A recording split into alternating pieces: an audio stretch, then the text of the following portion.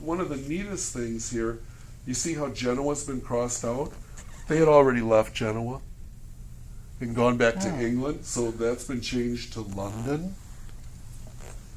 And so it got all the way to Italy and then had to go all the way back again. This is the original red wax stamp. Notice there's no postage stamps because they were not introduced until 1840. The letter is, oh, you'll have plenty of time. I want to see the letter. I mean, you can take your time when it's on the table. No. No. I want you to get the best picture. I did capture the look on her face when she was looking at it. She was drooling over it. But what you can see is that it's a piece of paper this big. Then that piece of paper is folded in half. Then, after it's been folded in half, there's a series of other folds until it winds up being as big as this center section. And then in back, that's the seam where the red wax seal is applied. It gets a postal stamp, and it's gone. But this whole process, because there are no envelopes, so this whole process around for at least a few hundred years. It's in remarkably good condition. Too, Yeah, it is. For the period. Pete, can I ask? Please, questions anytime. Are these from the same collection that So this is kept with Leigh Hunt, with the Leigh Hunt collection. I'm not sure that it is part of Leigh Hunt, though. Yeah, it is. So this is part of Leigh Hunt. Leigh Hunt, the gigantic Leigh Hunt collection that we have that features so many different aspects of the Romantic literary movement, everyone involved in it, criticism, everything. That all came from a collector named Luther Brewer. And Brewer was an astounding collector who, was able to really put together an amazing collection of stuff. And we're just so lucky to have it. It puts us in a position to be able to have classes on these people and drag out an enormous number of what we call primary source materials. So that's what Special Collections deals in. We deal as much as possible in primary source materials. We don't, outside, upstairs on the 4th floor and the 5th floor, you could find books about Frankenstein. You could find books about Mary Shelley, about Percy Shelley, about William Godwin. But you're not going to find real letters that William Godwin sent to his daughter, Mary Shelley. That's what you have to come here for. And, again, we're just insanely lucky that at some point somebody said, yeah, that's what's important. Let's buy that. Let's send somebody. Sometimes it was New York, sometimes it was London.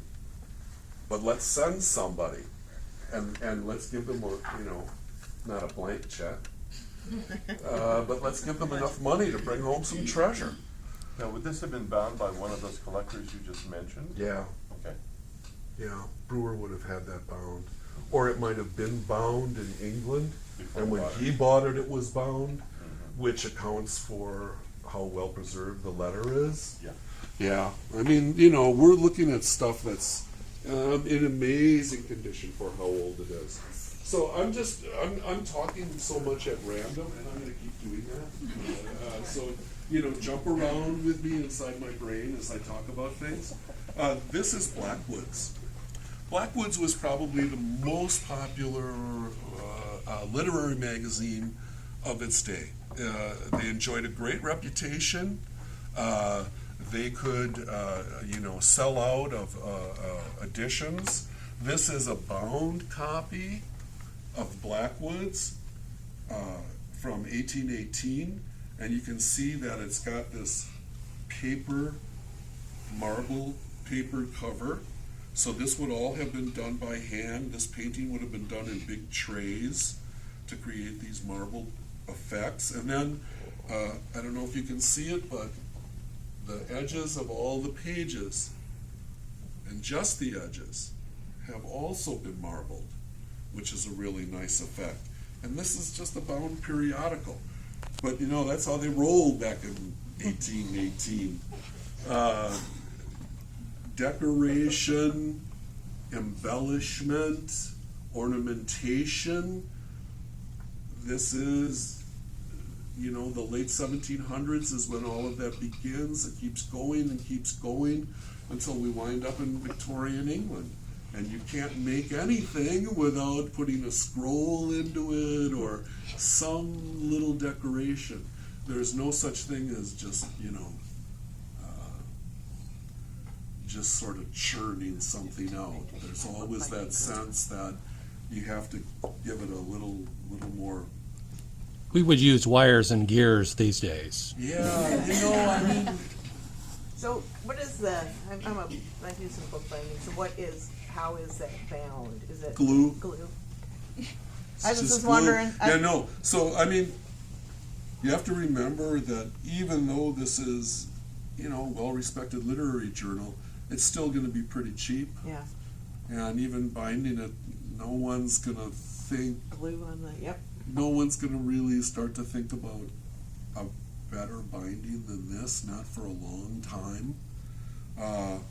The reason that I have this out is because when they do manage to finally get the book published, Percy Shelley has a lot of respect. He doesn't have a lot of respect for authors living or dead as a whole.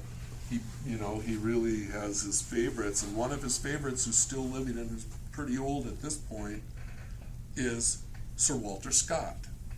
And Sir Walter Scott, the author of Ivanhoe and lots of other great historical novels of the Scottish Highlands and English history in general.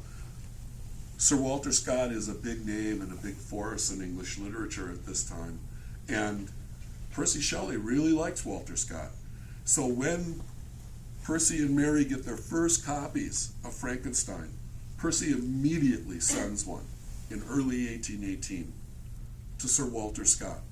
And by March of 1818, in Blackwoods, Sir Walter Scott writes a review of Frankenstein. And Walter Scott, like so many people, because the book was published anonymously, which wasn't unusual at the time, because the book was published anonymously, but people knew that somehow Percy Shelley had been behind it, everyone assumed that it was by Percy Shelley. And Sir Walter Scott assumes that it was by Percy Shelley when he writes the review. But the book's only been out for 3 months. So this is pretty big stuff. And Walter Scott just heaps praise on the book, on the author, and there wouldn't have been any specific reason why Walter Scott would have thought that he had to do something really special for Percy Shelley. Percy Shelley is too young, his reputation is not secure, he's one of the wild boys of this new literary movement. There's no reason why Walter Scott, even suspecting that it was Percy Shelley who wrote the book, would have just done a whitewash job. So it can really be seen as sincere praise and literary analysis on the part of Walter Scott. Pete, what's your gut feeling on whether or not, now obviously it was done anonymously, what would have happened had they known that Mary Shelley had written it? Do you think it would have made any difference to, in this case, the reviews or other? It's possible that it would have. I think someone like Sir Walter Scott would still have reviewed it. He might have said, stupid things about Mary being a woman and, pretty good writing for a woman. Right. This is 1818. Who knows what kind of stupid things he would have said. But it's a question that people ask themselves all the time. This was a period when men were publishing anonymously all the time too. We're going to get down the line here